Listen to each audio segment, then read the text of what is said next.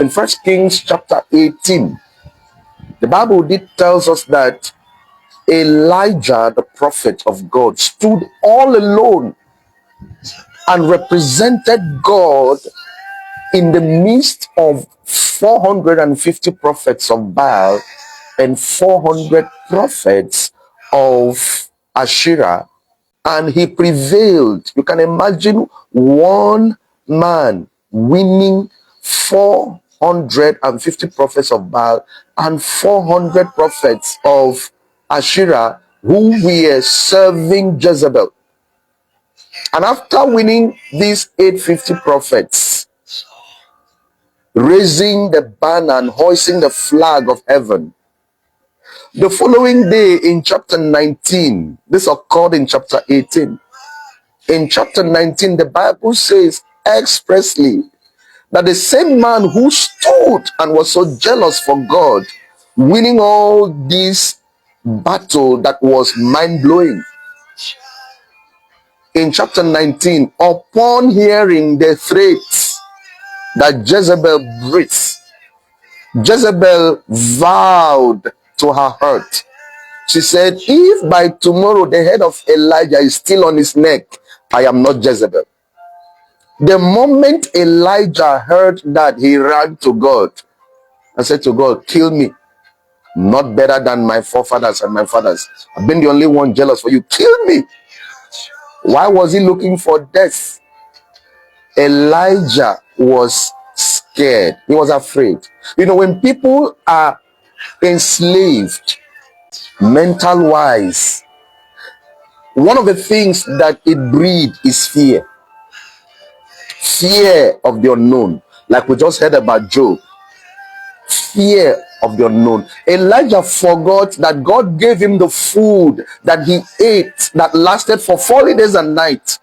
He couldn't still believe that same God that gave him the ability to deliver him, and he prevailed against 850 prophets. Just after that, he forgot everything and then he told God, kill me. Child of God, I want to ask you a question. Think of the businesses you have recently lost. What caused it? Fear. I mean, you cannot maintain something always good at starting, but easily discouraged, not having the zest, the passion, the propelling force, and the drive to continue. You learn fashion design, you stopped halfway. You began a trade, you stopped halfway. You started baking business, you stopped halfway. You went to school, you stopped halfway. Why? You easily give up. That is Elijah. Yeah, you have all it takes to start, and when you start, the gravitation of the speed with which you move, the velocity is so high, but just get halfway, you stop. Fear. And fear is a sibling to laziness. It makes you not to forge ahead. That's why the book of Proverbs said, a sluggard have said, there's a lion on the way. Fear breeds laziness, and it makes you stay at the spot. Because when you are under the supervision of negative mental slavery, it saps you of the energy, ability, and strength to forge ahead. I'd like us to also take an instance here again. The major problem Moses faced with the children of Israel in leading them as they left Egypt heading to the promised land was negative mental slavery. That's why every little thing they stand and they say it was better we died in Egypt. It was better we go back to Egypt. It was better we were enslaved in Egypt, forgetting that in chapter 3 of Exodus that they cried unto God to the point that God told Moses, he said, the cry of my children has come all the way to heaven to my ears. Then I'm sending you as a deliverer. So what Moses suffered, and at the end of the day couldn't make it to Canaan, was predicated on negative mental slavery.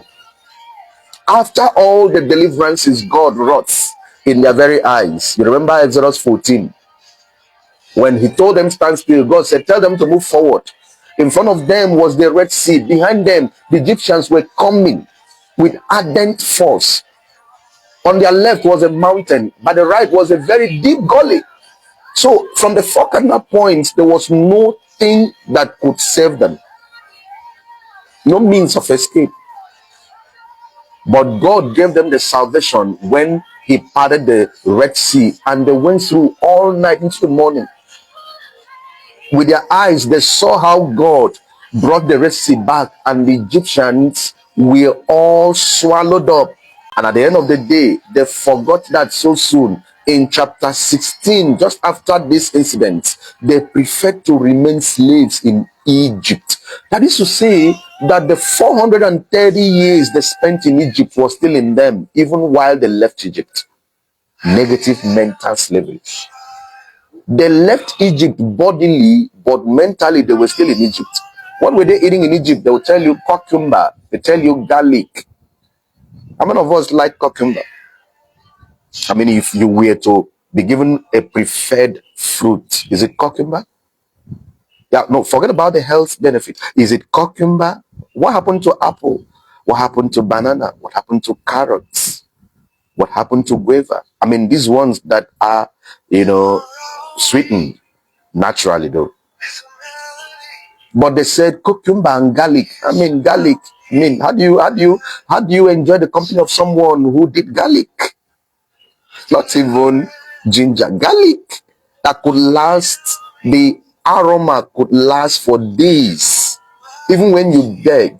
These were the things they enjoyed. Why? Slavery, mental slavery. So that even when they were out of Egypt, they were still in Egypt. There was a spirit in Egypt always calling them, beckoning them to come back. Sir, man, I'm asking you, what is it that you are out of but you can't leave?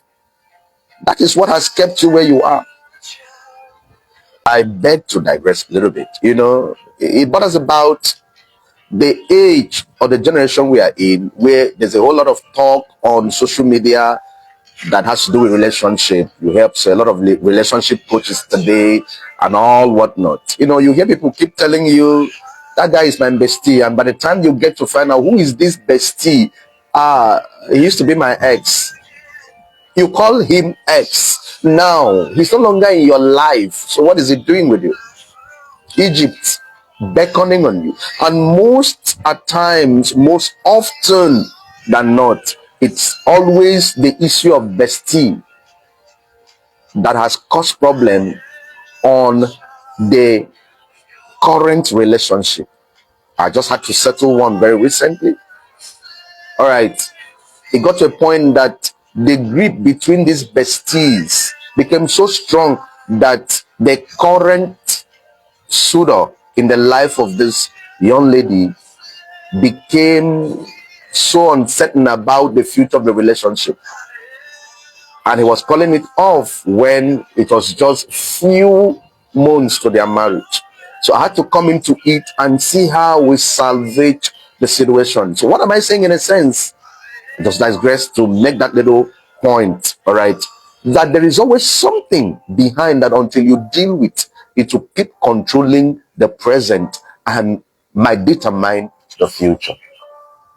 But dealing with delivered from negative mental slavery. You see that with the children of Israel. And that was why 6 million Jews that left Egypt, only Caleb and Joshua entered Canaan. The rest died in the wilderness. Why? They couldn't really meet up with the vision and the future that God was preparing to them.